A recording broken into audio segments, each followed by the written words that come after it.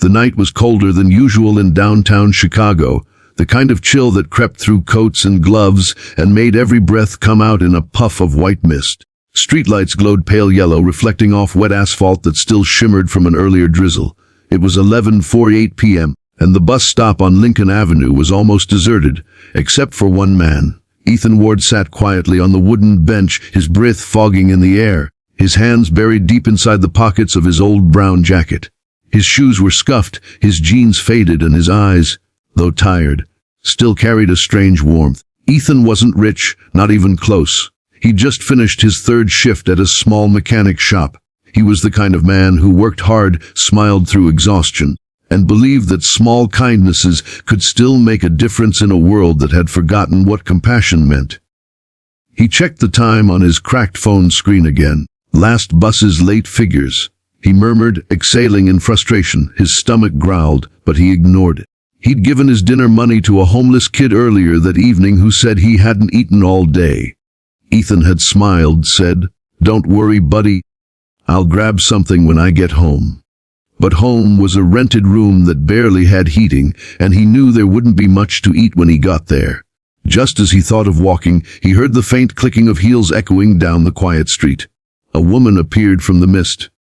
Tall, slender, wearing a formal black suit that didn't belong in the freezing night. Her hair was tied up in a messy bun, and her hands were crossed tightly over her chest as she shivered.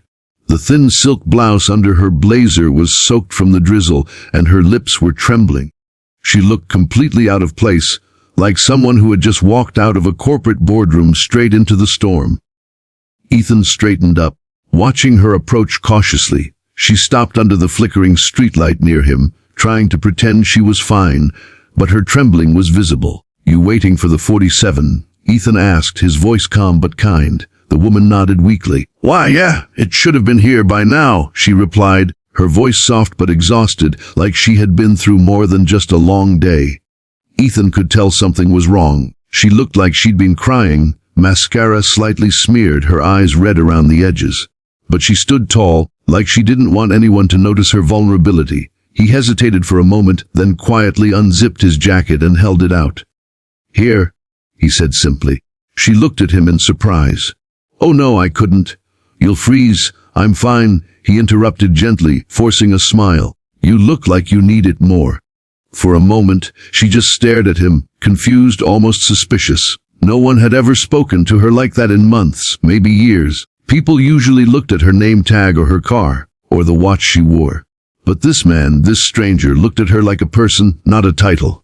Slowly, she accepted the jacket. "Thank you," she whispered, pulling it tightly around her shoulders. It smelled faintly of engine grease and coffee, but it was warm, comforting in a way that made her chest tighten. Ethan sat back on the bench, rubbing his hands together, pretending not to notice her glance at him every few seconds. After a while he said, "Rough day?" She let out a small, broken laugh. "You could say that." Then, after a pause, "Actually, I think I just lost everything." He looked at her, really looked. There was pain in her eyes, but not the kind that came from losing money or property. It was the pain of betrayal, of exhaustion, of fighting too long without rest. "Then maybe tonight's not about losing," Ethan said softly. "Maybe it's about starting over." She blinked at him, confused by his calm certainty. "You talk like someone who's seen worse?" Ethan chuckled. "Yeah, maybe. Lost my job last year. Lost my apartment. But I didn't lose hope. Guess that's the one thing I couldn't afford to let go of." For a few seconds, they sat in silence, listening to the hum of distant traffic.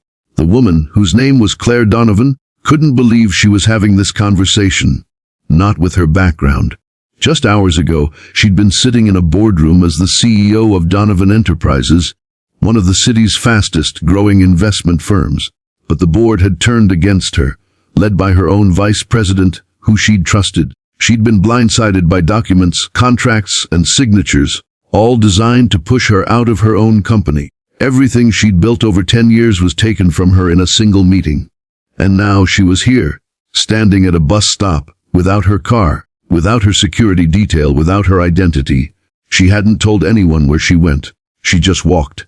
Walked until her heels hurt, until she reached this lonely street corner, And somehow in the middle of that despair, a stranger had offered her his jacket. When the bus finally arrived, its headlights cutting through the fog, Ethan stood up. "You first," he said, holding the door. She hesitated for a moment, then smiled faintly. "Thank you for everything." "No need," he said. "Just pay it forward someday." She nodded, climbing aboard. She wanted to ask his name, but by the time she turned back, he had already disappeared into the night. The next morning, Claire sat in a cafe downtown, still wearing his jacket. It smelled of oil and warmth, oddly comforting in a world that suddenly felt cold and unfamiliar. She couldn't stop thinking about his words. "Maybe tonight's about starting over." That phrase stayed with her, echoing like a challenge. Claire Donovan, the woman who had built empires, suddenly felt small and fragile. But maybe that was the point. Maybe this was her second chance. Not to rebuild what she lost, but to rediscover who she was without the walls of her office or the weight of her title. She opened her laptop, staring at the blank screen. Slowly, an idea formed. What if she started something new? Something that helped people like Ethan. People who worked hard, who gave even when they had nothing. She smiled faintly, typing the first line of a new proposal. The Hope Initiative. A program to support small workers and local dreamers who refused to give up. She didn't know how or when, but she knew she'd find that man again. She needed to. Not to return his jacket, but to thank him for giving her back something far more valuable: belief. High days turned into weeks. Claire began to rebuild quietly, anonymously. The Hope Initiative started as a small foundation but grew rapidly, powered by her connections and new perspective.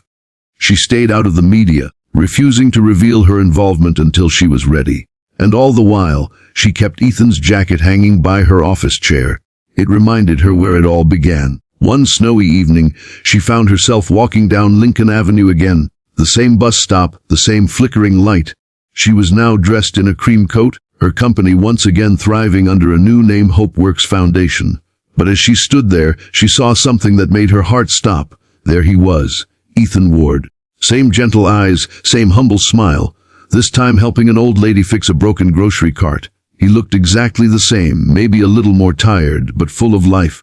Claire took a deep breath and stepped forward. "Excuse me," she said softly. Ethan turned surprised. She smiled, the same woman, but no longer lost. "You once lent me your jacket," she said, "and I never got the chance to return the favor." He blinked, trying to place her face, and then recognition dawned. "You that night?" The Claire nodded. That night changed everything. Before he could respond, a black SUV pulled up behind her. The driver stepped out, calling her name, "Ms. Donovan, your meeting's in 15 minutes. Ethan's expression shifted, realization hitting him like a wave. "Ms. Donovan," he repeated. She smiled faintly. "Claire Donovan, CEO of HopeWorks Foundation." He froze, speechless. "You gave me warmth when I had nothing," she said, stepping closer. "Now let me do the same for you." She handed him a business card, but not an invitation. A promise.